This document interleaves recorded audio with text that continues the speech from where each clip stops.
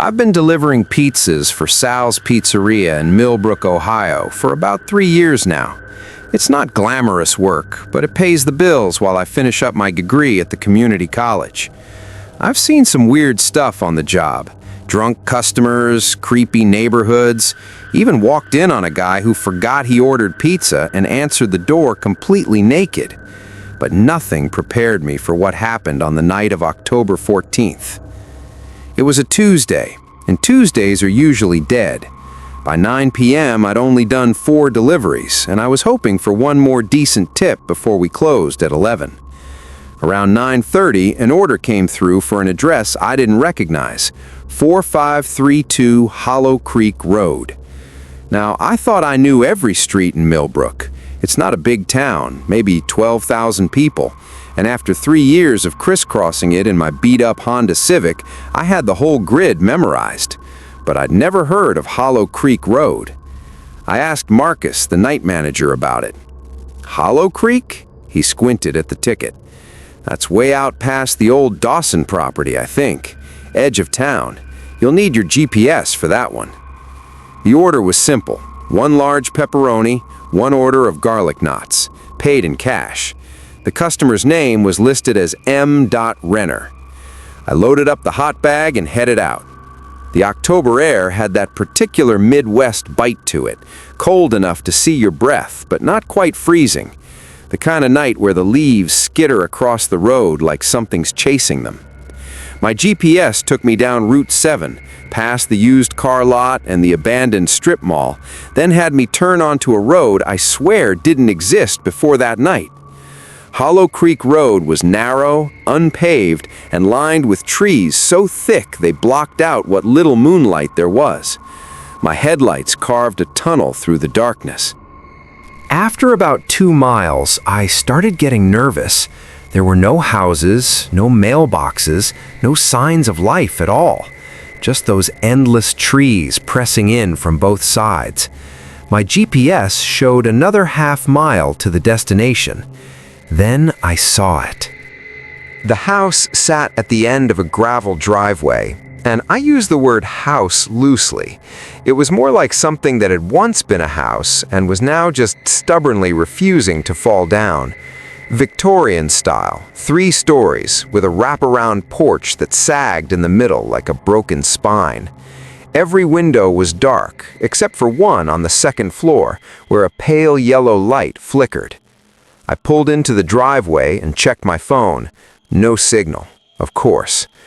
Look, I've thought about leaving. I really did. But a job's a job, and I needed the money, and there was probably just some eccentric old person living out here who really wanted pizza.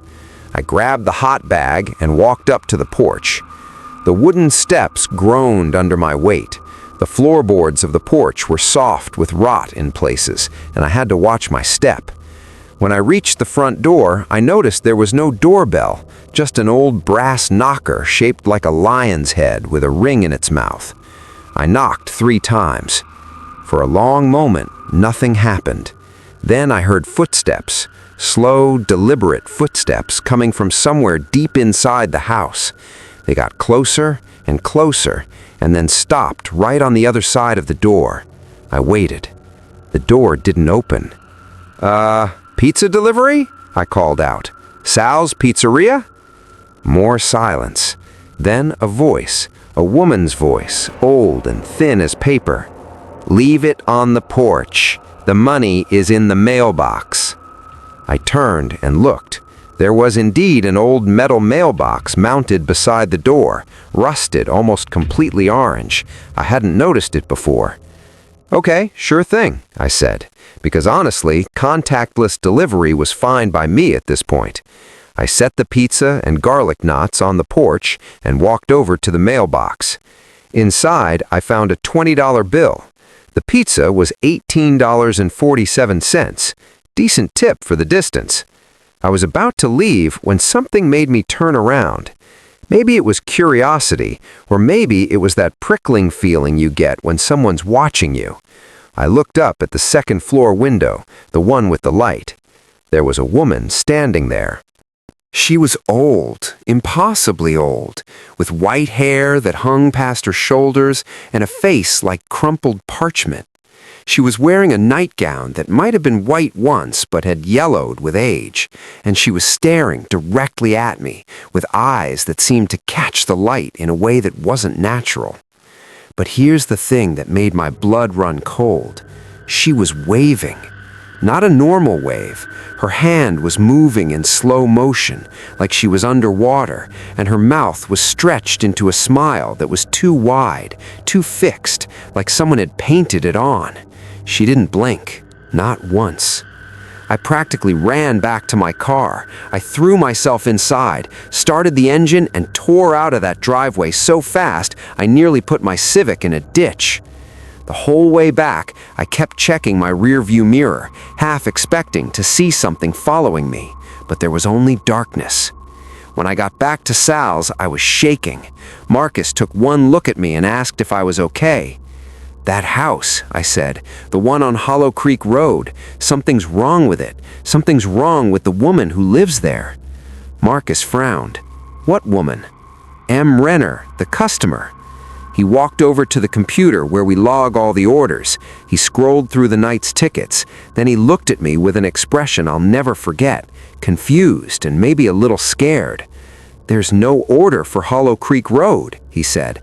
"There hasn't been any order since the one to Maple Street at 8:15. You haven't had a delivery in over an hour." I showed him the $20 bill. It was real. I could feel the paper between my fingers. "Then where did this come from?" I demanded.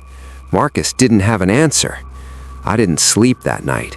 I spent hours on my laptop, searching for any information about Hollow Creek Road, about a woman named M. Renner. What I found made me wish I'd never looked. There was a newspaper article from 1987, a house fire on the outskirts of Millbrook. A family of 5 had died, the Renner family. The mother, Margaret Renner, had been the only one to survive initially, but she died 3 days later in the hospital from her burns.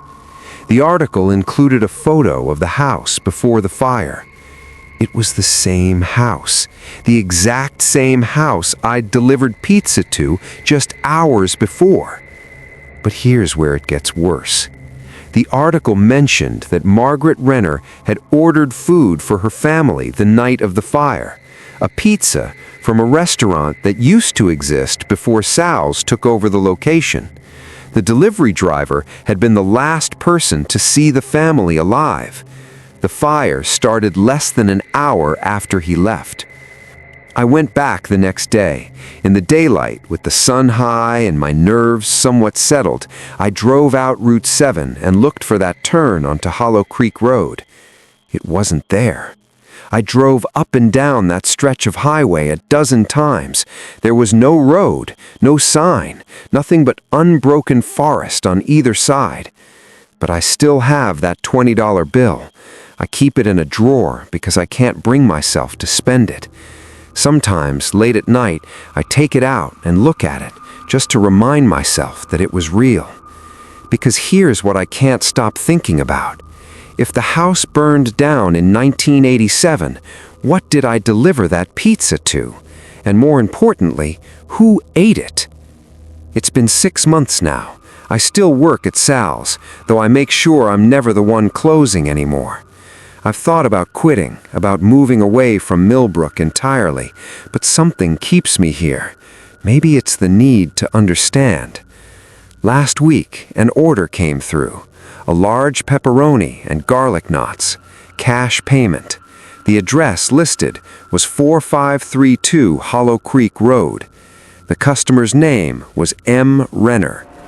Marcus deleted it before I could say anything. He looked at me, and I looked at him, and neither of us spoke. Some deliveries you just don't make. The end.